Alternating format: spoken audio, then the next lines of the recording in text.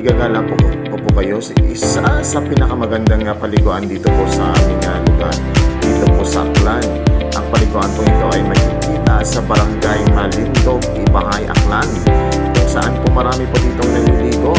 At marami po dito nag-outing everyday, especially ngayong summer na super init. Kung makita nyo po, ayan yung lugar. At ayan, mapunta po kami dyan sa lugar na yan kung saan mag-i-enjoy po kami dahil super init ng panahon ngayon. At ito po ay makikita sa may Barangay Malindog. Malapit lang po from Ibahay proper. Mag-tricycle lang po kayo o magmumotor.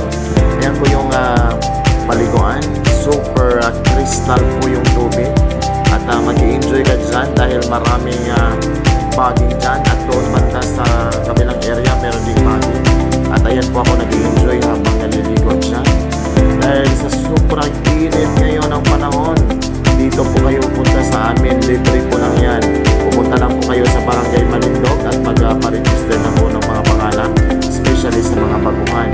At dito po may enjoy nyo super ang aming paliguan na tinatawag naming Tuburan. Yan po yung lugar ay parang nasa ibang bansa po kayo. At pwede po kayo dyan mag-swing-swing. Ayan, nagsiswing po yung isang gorilla dyan. Ay ako pala yan. At may-enjoy nyo po sobra.